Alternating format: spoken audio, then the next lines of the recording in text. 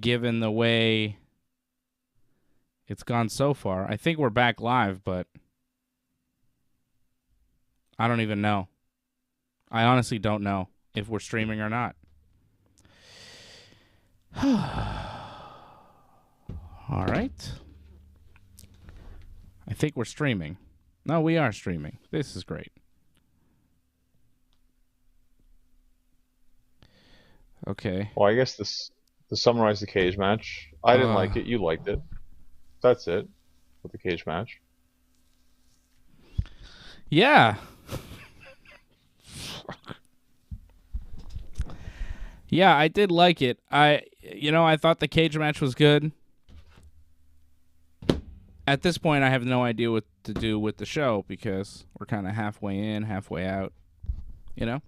We started one on the other stream, and that stream died. And that is the new stream that just kind of started up, which is unfortunate.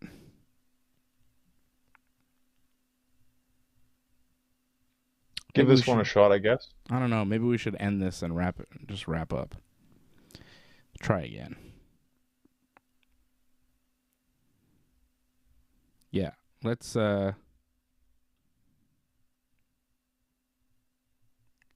give it a minute here. I don't know. Well, I thought, to me, like, the best match tonight was the Hardys match. I don't know what you thought about that match, but to me, like, crowd reaction-wise, like, it was there, and it was just refreshing to see the Hardys again teaming.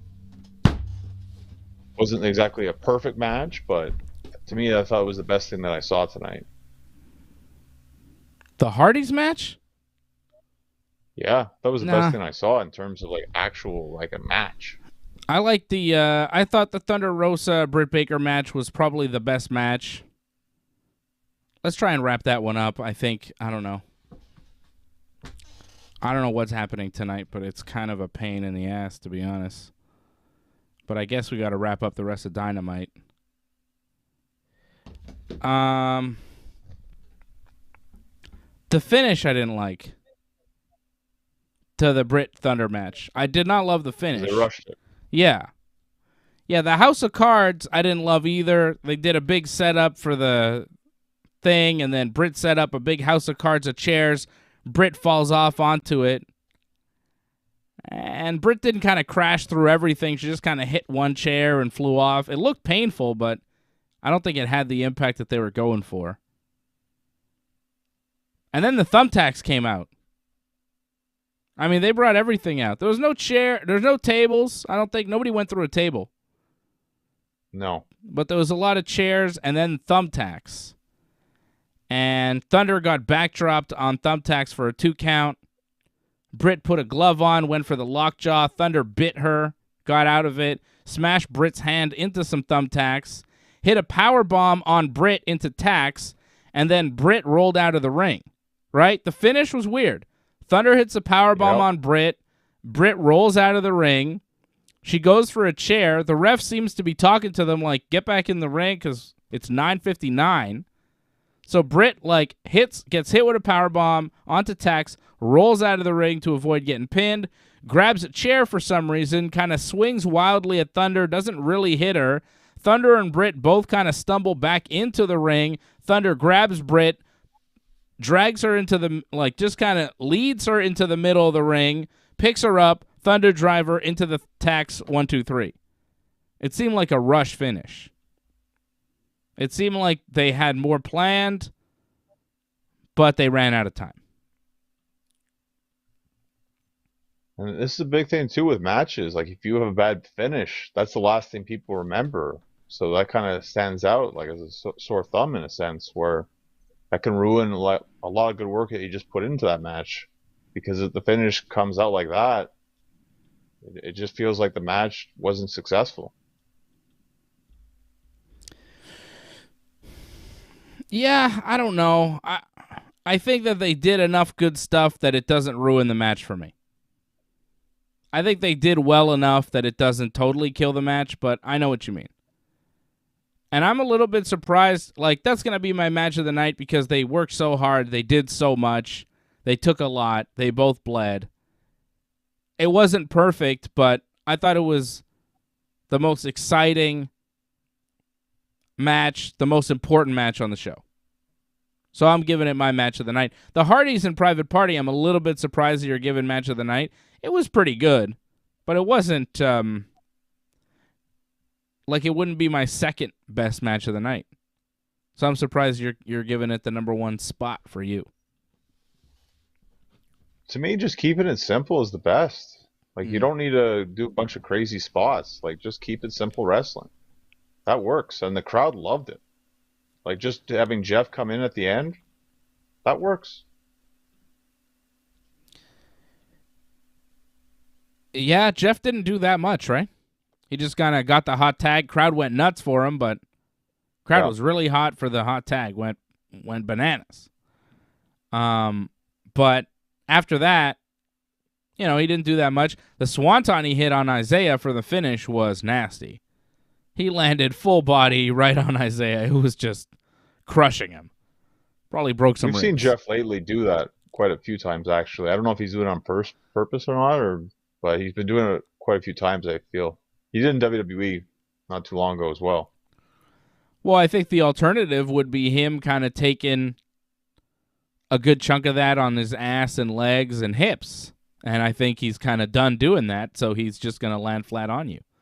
Right? Like, if you want to avoid landing flat on the guy, you kind of skid off of him and you take the brunt of the fall. But I think he's like, oh, fuck that. I'm not doing that anymore. Well, I got no problem. I think it looks better the way he does it now, actually. Like, I like it like it just crushes the guy. Yeah, I mean, it crushes the guy. But I've heard it's terrible to take. Like, I've heard people recently talking about Jeff Hardy, and they're like, it's the stiffest move in all of wrestling. And Isaiah's a very small guy, too, so I can't imagine that felt well for him, but... Crushed him. He's tough. He'll take it. Yeah, well, he's tough, he's young, and he's going to have to take it. After the match, Andrade, Butcher, The Blade, The Bunny, The Private Party, they all advanced on the Hardys. They didn't actually get in the ring. They just kind of circled them, given plenty of time for Sting and Darby Allin to show up and make their save. Darby with a skateboard, Sting with the bat. They get in the ring. Andrade and the Goons don't even try to attack them on the ramp when they outnumber them like 4-1. They let them get in the ring and stand there with the Hardys, and then they decide to leave. Andrade's team does not look that good. And Sting and Darby now just back up for whoever needs backup at any given time. They're like the superheroes of AEW. CM Punk needs a friend. Here comes Sting and Darby. The Hardys need some friends. Here comes Sting and Darby. Okay. I mean, whatever. I don't care. It doesn't really bother me, but it's just like, is this their role now? I don't understand. Yeah, I feel like that's what they pretty much do. Whenever there's injustice, they'll show up. Whenever it feels like there's a team that needs saving or something, like ultimate good guys, they'll come help them out pretty much. Like Punk, like you said. Yeah, where was Punk tonight? Well, I like that they're not using Punk. I mean, you're just in a brutal match, that dog collar match. You don't need to have Punk on for a while, I think. Let him sell that. Didn't he win? Yeah, you win, but you still, it's still a brutal match. Yeah, but MJF lost and he's on TV. Well, they needed MJF tonight, though. There was a good reason for that. Yeah. What was Punk going to do? Like a promo? That was it? You could save that. What is Punk doing? Well, I feel like he's going to go for the world title, but it feels like Adam Cole's going to do that first, I think. Mm-hmm. Again? Yeah, well, after tonight, I mean, they won, right? So he has to get another title shot. Yeah, I like that match. The opener, Hangman and the Jurassic Boys versus Adam Cole, Kyle O'Reilly, and Bobby Fish. The undisputed Cole friends won. Cole hit his boom knee to Jungle Boy for the win. At one point, Hangman, Jungle Boy, and Lucha did a triple moonsault off one post that got the crowd pretty excited. at a certain point in the match, everybody was in the ring doing all sorts of stuff, and nobody was tagging, and it didn't seem to matter who was a legal man or not. And then they're like, okay, it's back to tag wrestling, and Bobby Fish like goes back in the corner, and he's like, tag. And it's like, you were already in the ring. He was like in the ring doing a bunch of stuff, and then he walks to the corner, he's like, tag. And he's like, okay, now I'm really in the match. It's like, well, everybody was in the match at that point. I don't love when they do that, when the ref just completely loses control, but it does provide for some exciting spots. But it ceases to be a wrestling match at that point and just begins to be a circus act, right? Well, I didn't mind the first match, but it just became too much. Like, it went through a commercial break, and like you said, like, it just stopped being a tag match. It just became a spot fest. Mm-hmm. Not that it was bad, but it just didn't make a lot of sense in the end. It was just move for moves. Yeah, I thought it was good, but it was just, it was, like you said, it was just kind of a lot of moves and no real cohesion in the match, but that's what you see with the Jurassic guys a lot.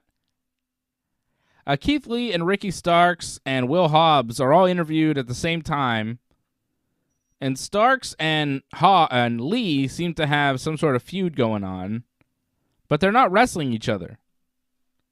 Like, they're trash-talking each other. They're not wrestling each other. Keith Lee's going to wrestle Max Caster on Rampage, and Ricky Starks is, like, talking to the Acclaimed, Max Caster and his partner there.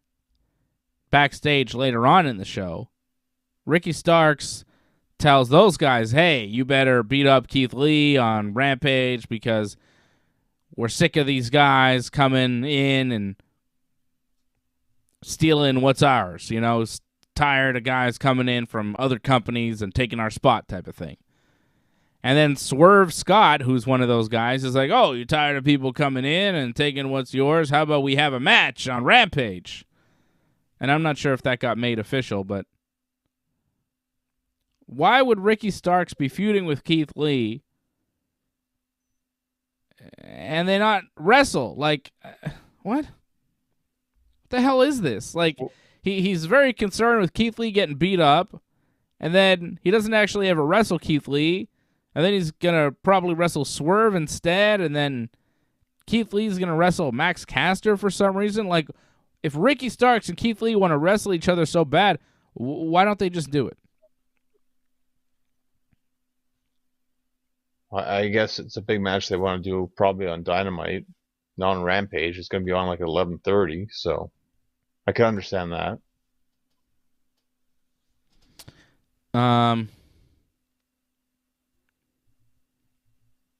I guess. You can catch the special start time on this one. Yeah.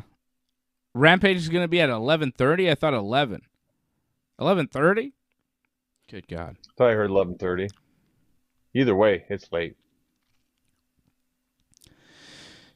Yeah, I don't know if I'll stay up and watch Rampage on Friday night. Harold Schneider dropping a super chat. He says, just came home. Can you please start over?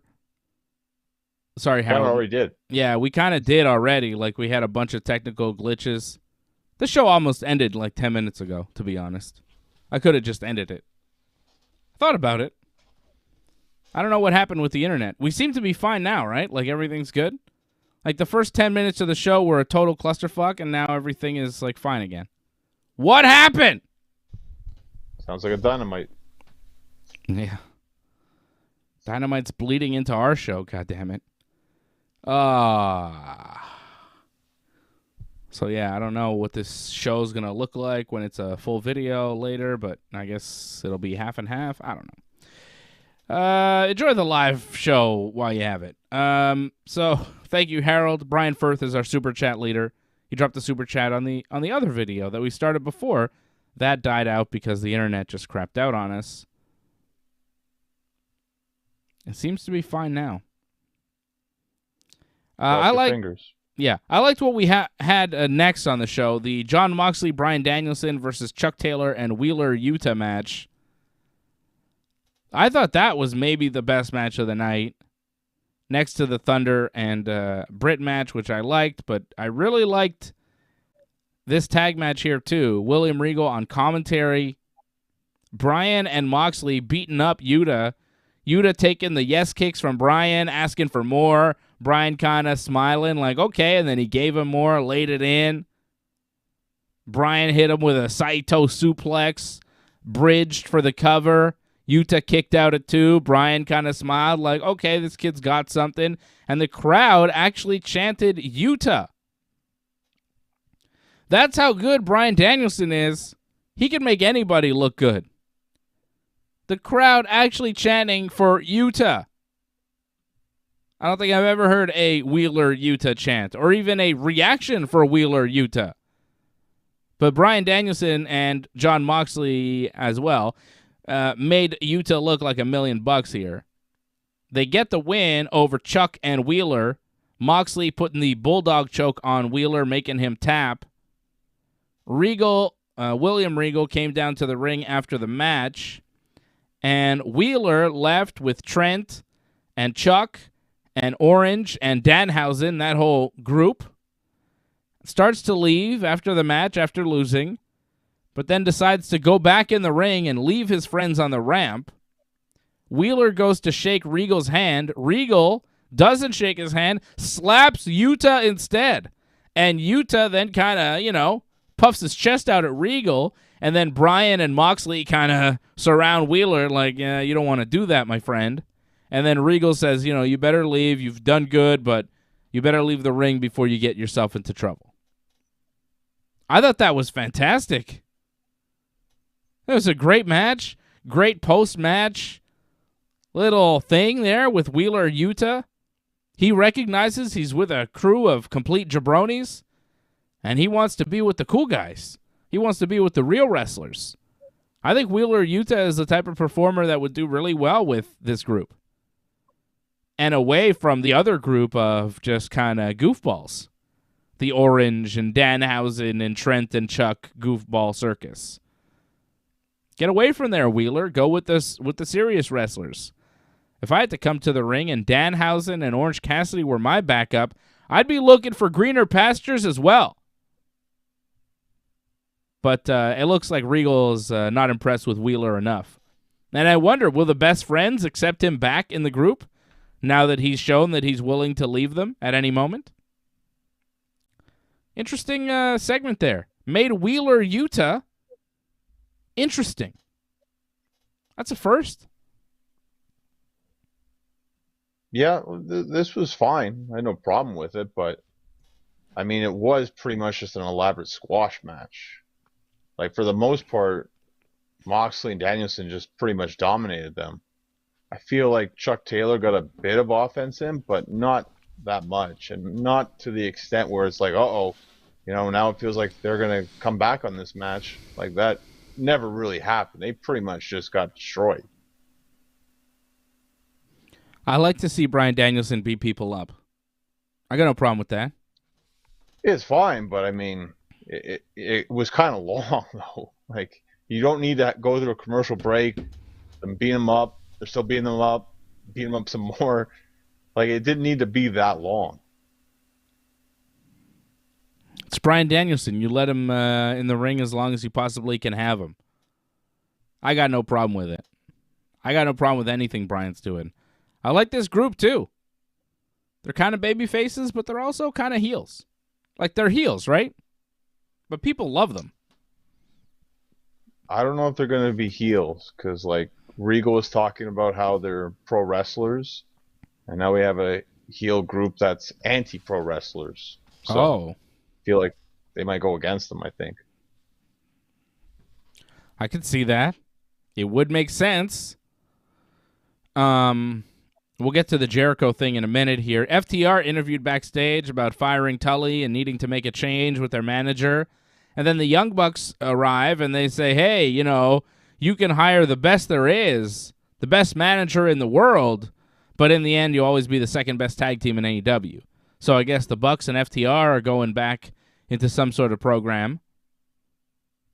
And Young Bucks also teasing the rumor, the best there is, the rumor that Bret Hart might actually be the FTR's manager at some point, which I think would be kind of cool. You think they're going to do that? You think Bret will do that? Well, they kind of saved themselves in a sense. They said the best there is, and then they said best manager.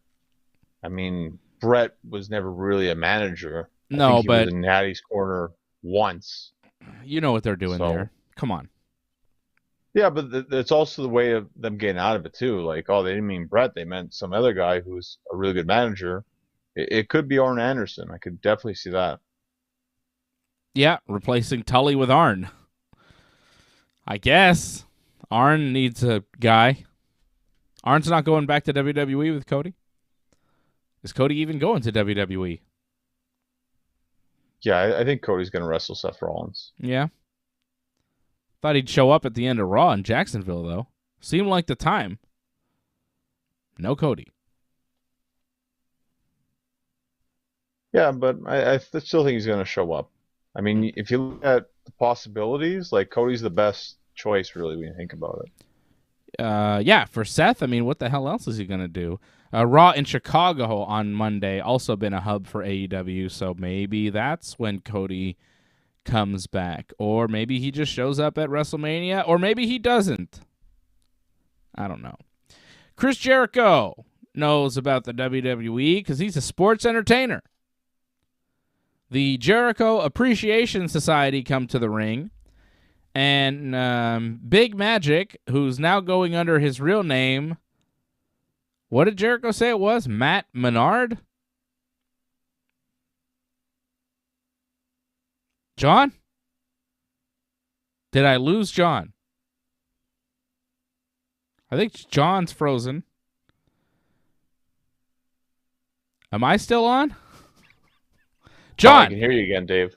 What's yeah. up? I didn't die out. I think you died out there. What is happening tonight? John! I don't think John can hear me. I think I lost Johnny. What the hell is going on tonight? I lost Johnny. I'm still on, but I got no John. We'll get Johnny back, I think. Oh, this has been a disaster of a show. You gotta laugh, I guess. Laugh instead of crying. Don't know. I think me and Johnny probably have the same internet provider, and that internet provider is screwing up tonight. I think that's what's going on. We'll find out if we get Johnny back. Hopefully we do get Johnny back. The Jericho Appreciation Society, they come to the ring. And 2.0, they're talking about Jericho and how the fans love to sing Jericho's theme, and they have Jericho to thank for it. And they say that Jericho's contributions to the industry and contributions as a human being should be appreciated by everyone. Oh, Johnny's internet is dead. He just texted me. And now I'm asking him what provider he has, because if we have the same provider, I'm going to name them and blame it on them and curse them for the rest of the show.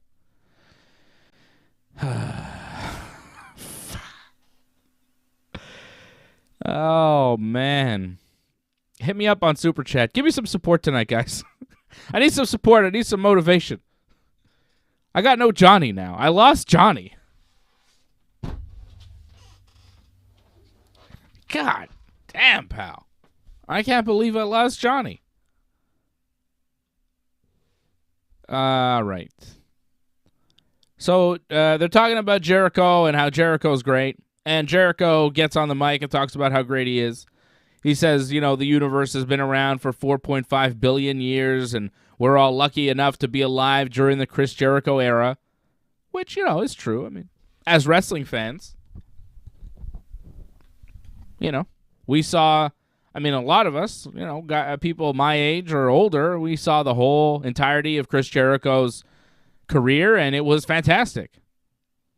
From the Lionheart Chris Jericho to Y2J to the List of Jericho to Le Champion to what he is today.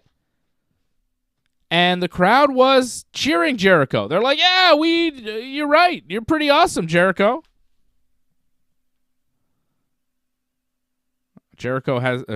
Johnny has some weird off-brand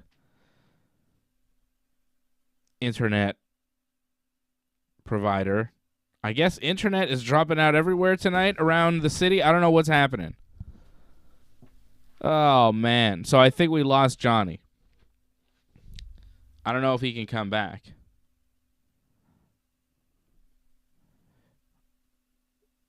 Oh, I think maybe we got him back. John, are you back? For now. What the hell is happening? The first glitches that was my internet and now your internet. And this is not something that ever happens with us. I mean, this is an AJ thing. AJ would usually drop out and disappear, but you never disappear. And neither do I. We're usually the most secure connections on the whole Ringside Report network, but there you go. Well, you don't have anyone call in now. Though it's always nice if someone calls in. Yeah. Thank you, Brian Firth, dropping a super chat. Someone call in to help Dave out. Doug thinks it's Russia. I don't think it's Russia hacking. I don't think it was Russia. Brian, you are the super chat leader of the night. Thank you, Brian. And thank you, Harold, for dropping super chats tonight. Keeping us going. Keeping us motivated to remain in business. Getting the lights on. Yeah. Well, we're almost through Dynamite, I think. Yeah, see, what you have, John, what you have is a reseller of Videotron. Okay? This is a Videotron problem tonight. Videotron screwed us. What you have from the information that I get is like an offshoot of Videotron. It's not technically Videotron, but that's what you're getting. And that's who I have too, so that's why we're having problems tonight, because obviously Videotron is screwing up and they're having outages. So that's what's happening tonight. Hopefully this won't happen again. I doubt it will. It's usually fine. But tonight, I blame Videotron. I wasn't going to name and shame, but now that I know that it's the problem for you and me tonight, you got to bury Videotron. Super chat. All right? Super chat. Ray Cruz dropping a super chat. He says, tonight is like watching a James Bond movie and then Batman shows up. Off the rails, but still awesome. Thank you, Ray. That's good to hear. Yeah. It is off the rails. But we're trying to give you as much wrestling talk as possible because, I watched this 2-hour episode of Dynamite and I took notes and I want it to be worth something. So that's why we're doing the show. I mean, I didn't take these notes for nothing. You know what I mean? Coming on here, I got to do a show. What am I going to do with these notes if there's no show, John? Pointless. Did all this work for nothing. Could always sell them part of our merch. Dave's notes. Yeah, buy my notes. I don't know if anybody would want to buy that, but I will sell them if you want them. I'll send you my notes if you want. Drop a $5 super chat with your email address, and I will email you my notes for AEW Dynamite tonight. How about that? For $5, I'll send you a copy of the notes. And say, drop your email address, and I'll send you the notes if you want them. I don't think anybody wants them, John, but we'll see. We'll see. Good suggestion. The crowd was behind Jericho, I thought. People liked Jericho. When 2.0 was talking about how, Jericho's this and Jericho's that, and he's the best, and Jericho has been around forever, and Jericho's talking about how we're lucky enough to be alive during the Jericho era, I thought, yeah, got to see his whole wrestling career. It's been pretty awesome. And the crowd was kind of like, yeah, we like you, Jericho. Right. He was a babyface a bit. But then he kind of turned and said, we're not like the AEW roster. These guys, they're all professional wrestlers, but we're better than that. Professional wrestlers have never been stars. Professional wrestlers have never been millionaires or transcended the industry because I'm not a professional wrestler. And to be a true star in this business, you have to be what I am, a sports entertainer, which got boos. Of course, the crowd doesn't like when you're a sports entertainer. They don't like sports entertainment. And then Daniel Garcia looked like he was getting mad because he's kind of the wrestler guy of the group. He really has no promo ability or character or anything. He's just wrestling. And he says, well, if you're going to sit there and call yourself a sports entertainer, then I'm a sports entertainer too. And he kind of got that smug look on his face, and I was like, God damn, Daniel Garcia has personality. Look at that. That's pretty good. Kind of. I mean, he showed more personality in that little promo than he did ever in his AEW career prior. Right? Fair enough, but like that was still really not much of anything. But I'll take it, Sean. I'll take my fair enough from you. I get you so rarely to agree with me 100%, but fair enough is good enough for me. But he had some flair. He had a little pizzazz. And Jericho says, 2.0, now they're going to use their real names, and I didn't really hear what he called them. Matt Menard and... Do you know? Something Parker still. Angelo Parker? Possibly. I think they called him Angelo Parker. I found it funny, though, that like he ripped on how 2.0 is a bad name from Bad Creative. When that was the name they came up with themselves, that wasn't a WWE name. Did he say 2.0 was a bad name? From Bad Creative, yeah. Or no, because that was never their name in 2.0. They were Everrise. Right, but like I think he mixed it up, Jericho. I think he meant to say that their wrestling names were bad WWE names because they were called Chase Parker and Matt Martell in WWE. But I thought they changed it, though. I thought they were calling him Big Magic. Yeah. Like, he changed it again. Yeah, I don't know what the hell his name is now. Right? I don't know if they really need another name change, really, to be honest, but okay. Daddy Magic, Matt Menard, and Cool Hand Angelo Parker is what they're calling themselves. I don't even know if that's their real names, but Jericho says that's their real names.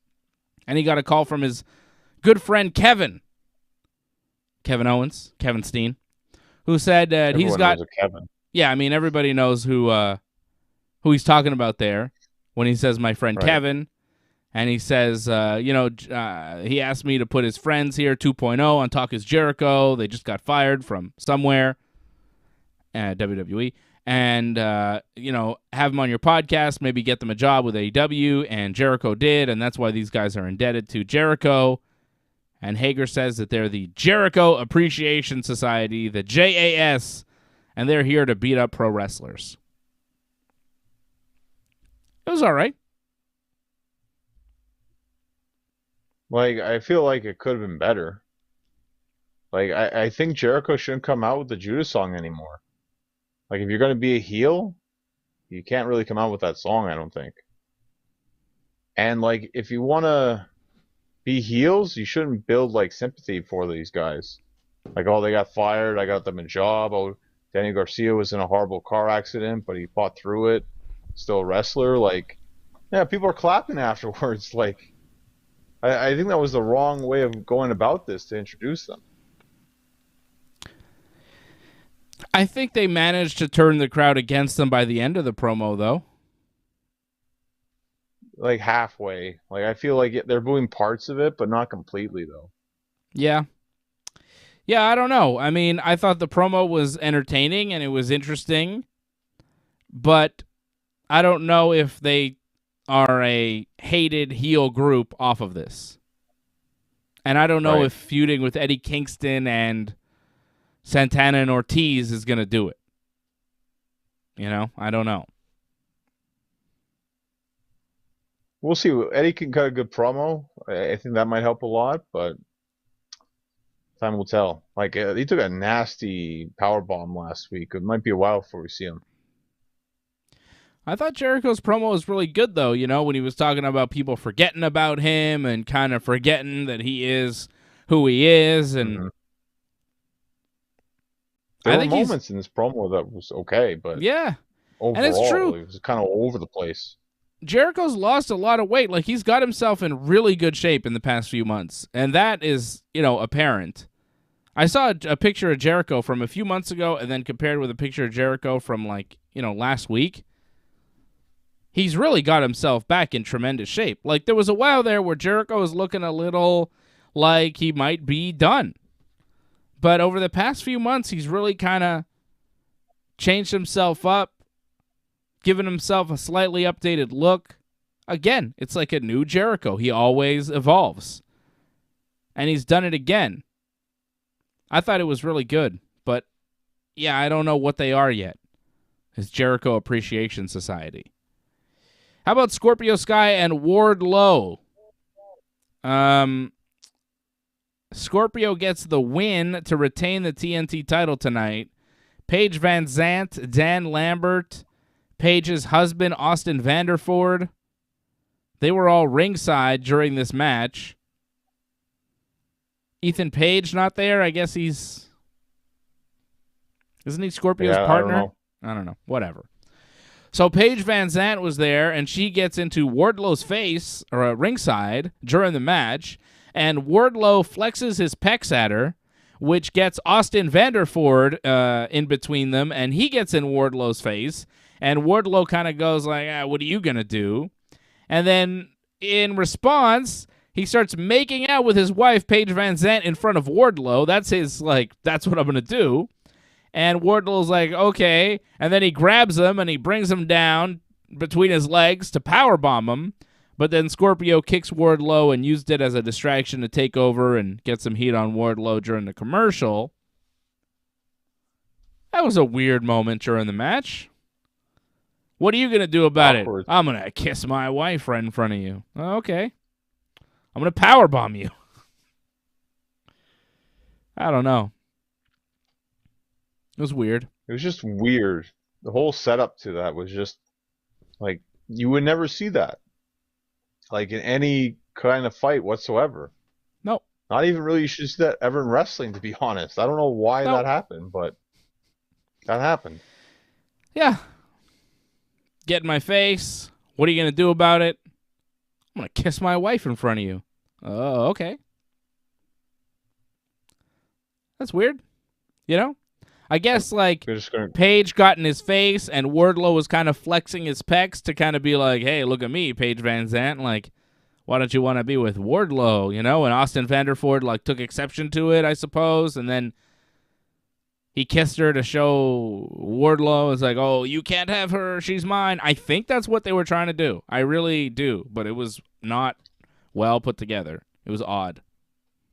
Because it just seemed like Wardlow wanted to fight Austin Vanderford. And he's like, what are you going to do, Vanderford? And he's like, I'm going to kiss my wife. Nothing, Mr. Wardlow. Anyways. Yeah, Austin didn't come off very strong in this. He also like got his butt kicked like very easily, too, when he got in the ring. Yeah. Well, maybe if he was a Bellator middleweight champion, he'd be treated with a little bit more respect. But he lost to Gegard Mousasi a couple weeks ago, so... Lost to him real badly in the first round, too. Got knocked out. So maybe there's residual stuff off of that. Wardlow had Scorpio Sky beat, but of course Shawn Spears, his old buddy, shows up with a chair on the ramp, and the referee goes to stop Shawn Spears. Not sure why the referee left the ring to go say, hey, Shawn Spears, don't get involved. But by doing so, the referee was distracted, which allowed MJF to come from behind, run Wardlow into the ring post. Wardlow looked all dizzy. He rolls back in the ring and gets rolled up by Scorpio for the win. Didn't love that finish either. It seemed to take Wardlow way too long off the corner bump by MJF to come back in the ring and take that pin from Scorpio. Wasn't that a little too long in between? Well, I think they wanted to sell it more because there was a lot going on. So in case people maybe missed it, and if they did miss it, at least you'd understand, like, oh, something happened at least. So I think that's probably why they did that. Yeah. But in the meantime, it makes Wardlow look kind of bad. Like, he's looked really strong, you know, for a while. Mm-hmm. And then he gets beat like that. It's kind of like, well, what did you really get beat by? MJF running you into the ring post outside the ring, and that's it. Like, Scorpio, he didn't have his feet on the ropes. He didn't have a fistful of tights. Like, he didn't even cheat to win on the roll-up. He just beat him clean after MJF just ran him into the ring post, which really isn't that devastating. Right. You know, like, he didn't take a very devastating maneuver, and then he kind of sold it for a little too long before getting in the ring and getting pinned off of nothing. You know what I mean? He got pinned really off nothing. Scorpio just rolled him up, and Wardlow couldn't kick out. It was so long after the MJF, like, bump into the post that it kind of looked like, well, Scorpio just rolled him up and pinned him. Like, he got beat like a total loser in the ring, you know? And then as soon as that happened, Evander Ford jumps in. He starts punching Wardlow. Spears and Scorpio join in. Wardlow fights them off quite easily, though. And then MJF was left alone and looked afraid, but Wardlow didn't get his chance to beat up MJF because the heels came back in, started beating up Wardlow, left him laying. And then MJF gave Dan Lambert money in the ring, so we're clear that MJF is paying Dan Lambert for his services, and they're not a big group. I don't know if you have to do this in the ring, maybe a promo next week. Like, it was kind of like you have your enemy there down. You're going to pull out a stack of money to give to Dan Lambert here at this time. Like, now is when you have to pay him. And then as soon as you pay him, Lambert and his whole team, they all just leave. Did MJF get his money's worth? Like, shouldn't you stay as backup just in case Wardlow kind of kicks out, revives, and starts beating you up again? But, of course, that didn't happen because Lambert and his crew left, and then MJF got to hit Wardlow in the face with the diamond ring. But it was just MJF and Spears in the ring at that point. Wardlow's kind of shaking off beatings before. What if he kind of, like, shakes the cobwebs off and it's MJF and Spears, and then MJF's in trouble? He paid off these people, but they left. I didn't like that. The paying off of the Lambert and the whole thing. You know, MJF and Wardlow are doing their thing now, and okay. But there was a lot of kind of Dan Lambert, Paige Van Zandt, extra stuff happening in this one that kind of turned me off. Well, that's why things kind of went slow, because there's a lot of factors around ringside, and I feel like they needed to get people away from what was going on to sell MJF, hitting him with the ring. So I think that's why they did the whole payoff thing. Plus, they don't have to do a promo now. It's all explained by just that one action.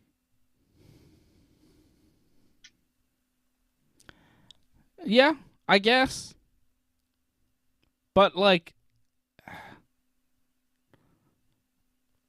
I don't know. When you're paying somebody off for a beating, do you give the money to them, like, right after the beating in front of a big crowd? During the beating? I feel like that's a move that the $1 Million Man might make, but MJF, like, it's just kind of weird. I don't know. Whatever. MJF and Wardlow. Who wins that match? MJF or Wardlow when they finally have it? MJF, right? He's got to find a way to win. He just lost to Punk. But they've been building Wardlow pretty hard. Like, it's a question. It's tough. I would go MJF just because I feel like they've been pushing him for a longer period of time. And, like, he's won big matches. They put him on pay-per-view matches. And he kind of needs that next big win if they're going to put him back in the world title scene. So I think it would probably be him to win. Could be wrong on that one, though, because, like, either go the other way. Well, will this happen on pay-per-view as well? We don't know yet. We're way too far away from that from happening. Next one's in end of May, so. Mm-hmm. You think it's possible MJF is the next world champion in AEW? Because I do. I think he's good enough now. I didn't think that he was before the CM Punk feud, but after everything he's done with Punk, seeing him on that type of level, it's like, yeah, I could see it. Is he the guy to beat Adam Page? Maybe. Maybe. But, like, right now it's not shaping up like that. We'll see. I mean, in the next few months, I don't think Hangman's losing the belt anytime soon. So I think it could happen. Coming up Friday on Rampage, an 11:30 start time. This will be a Rampage that I will not watch at all. I'll tell you this much. I'm not watching Rampage on Friday. Forget it. Darby Allin against The Butcher. Layla Hirsch against Red Velvet. Bear Country and Fuego del Sol against Aleister Black, Buddy Murphy and the other guy. Brody King.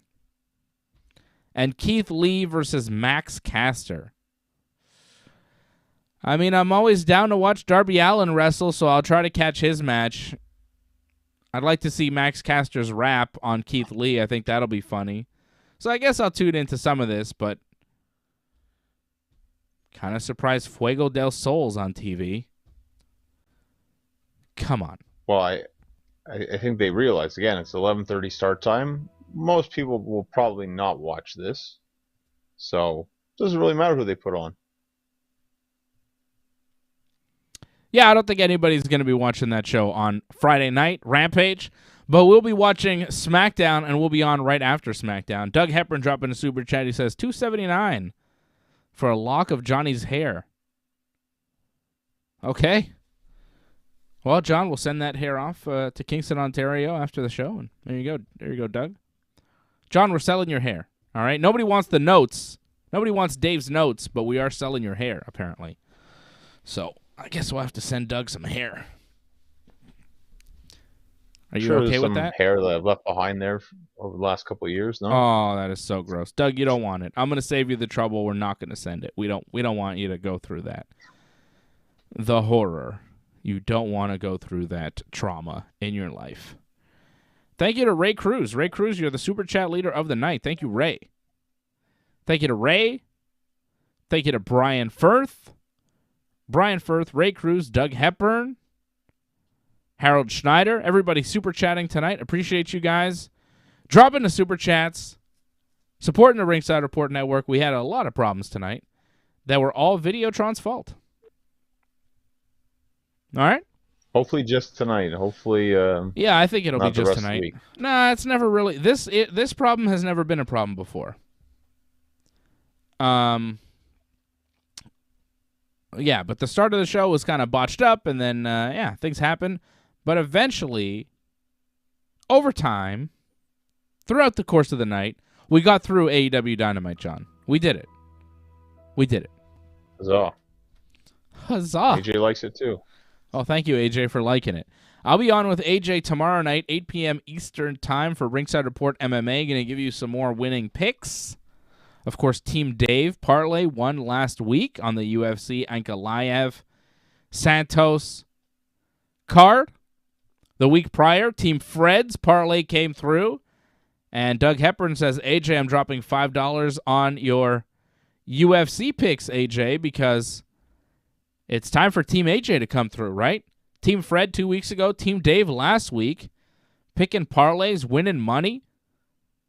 And now AJ, he better come through this week or he will be the big loser of the show. So we don't want AJ to be the big loser. So he better come through with some good picks tomorrow night, 8 p.m. Eastern Time, to get you some wins, win you some money this weekend for the UFC Volkov versus Aspinall card in London. UFC going finally outside of that UFC Apex for a fight night card, London, England, coming up on Saturday. AJ thinks he's going to win. We'll see. I'm going to do a bunch of research for that card tomorrow, and then I will preview it for you tomorrow evening at 8 p.m. Eastern Time here on the Ringside Report Network. Whew.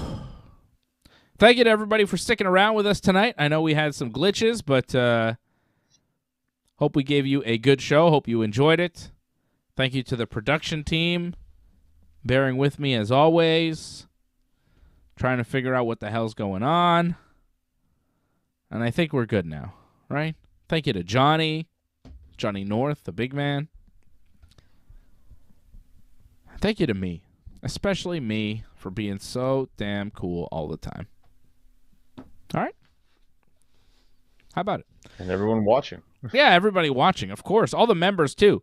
Doug Hepburn, Ray Cruz, Angelo Contagonis, Brian Firth, Rob Kloos, Harold Schneider.